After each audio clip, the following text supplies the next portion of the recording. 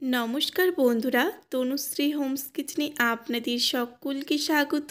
বন্ধুরা, আজ আমি আপনাদের সাথে শেয়ার করব মিষ্টি কুমড়োর চপ রেসিপি। আর এই মিষ্টি কুমড়োর চপগুলো কিন্তু গরম গরম ভাতের সাথে বা শুধু মুখে খেতেও খুবই ভালো লাগে। আপনারা ভিডিওটা স্কিপ না করে শেষ পর্যন্ত দেখতে থাকুন, আশা করছি আপনাদেরও ভালো লাগবে। তো সবার প্রথমে মিষ্টি কুমড়োর চপ বানানোর জন্য মিষ্টি কুমড়োটাকে ঠিক এরকম পাতলা আর একটু লম্বা করে কেটে নিতে হবে। এবার এই মিষ্টি কুমড়োর মধ্যে আমি দিয়ে দেব সামান্য পরিমাণে কিছুটা লবণ। এখন লবণটা ভালোভাবে এই মিষ্টি কুমড়োর টুকরোগুলোর সঙ্গে মেখে নিতে হবে।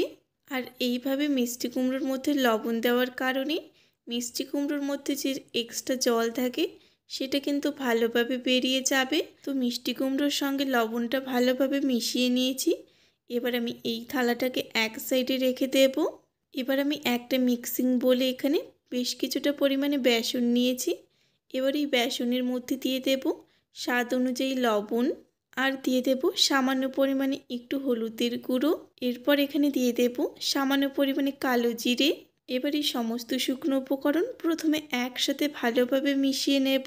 তারপর সব কিছু ভালোভাবে মেশানো হয়ে গেলে এর মধ্যে আমি অল্প অল্প করে নর্মাল জল দিয়ে একটা ব্যাটার তৈরি করে নেব।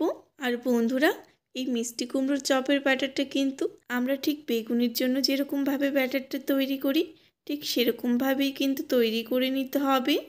অল্প অল্প করে জল দিয়ে দেখুন বন্ধুরা, ঠিক এরকম ঘন করে কিন্তু বেসনের ব্যাটারটাকে তৈরি করে নিতে হবে। আর এই সময় খেয়াল রাখতে হবে যাতে চামচের গায়ে ঠিক এরকমভাবে বেসনের ব্যাটারটা লেগে থাকে। এখন আমি একটা মিষ্টি কুমড়োর টুকরো নিয়ে এই বেসনের ব্যাটারের মধ্যে ভালোভাবে ডুবিয়ে নেব। তারপরে এই মিষ্টি কুমড়োটা আমি গরম তেলের মধ্যে দিয়ে দেব। আর এই মিষ্টি কুমড়োর চপগুলোকে ভাজার সময় অবশ্যই কিন্তু গ্যাসের আঁচটা মিডিয়াম আঁচে রাখবেন, হাই আঁচে কিন্তু কোনো মতেই রাখবেন না। আর এই মিষ্টি কুমড়োর চপগুলো কিন্তু খুব বেশি একসঙ্গে ভাজবেন না, অল্প অল্প করে ভেজে নেবেন। তো মিষ্টি কুমড়োর চপগুলোকে গরম তেলে দেওয়া মাত্র দেখুন বন্ধুরা কতটা সুন্দরভাবে ফুলে উঠেছে। এবার একটু সময় নিয়ে কিছুক্ষণ পর পর উল্টে পাল্টে এই মিষ্টি কুমড়োর চপগুলোকে ভালোভাবে ভেজে নেব, যতক্ষণ না মিষ্টি কুমড়োর গায়ে খুব সুন্দর একটা কালার চলে আসছে। তো বেশ কিছুক্ষণ সময় নিয়ে উল্টে পাল্টে দেখুন বন্ধুরা খুব সুন্দর একটা কালার করে কিন্তু এই মিষ্টি কুমড়োর চপগুলোকে ভেজে নেওয়া হয়ে গেছে। এবার এই মিষ্টি কুমড়োর চপগুলোকে তেল ঝরিয়ে একটা প্লেটে তুলে নেব। তারপর বাকি মিষ্টি কুমড়োর চপগুলোকেও আমি ঠিক একইভাবে ভেজে নেব। বন্ধুরা, আজকের এই রেসিপিটি ভালো লাগলে অবশ্যই একটা লাইক আর কমেন্ট করবেন।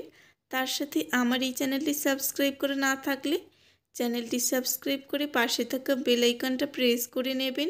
ভিডিওটি শেষ পর্যন্ত দেখার জন্য সকলকে অসংখ্য ধন্যবাদ। সবাই ভালো থাকবেন, সুস্থ থাকবেন।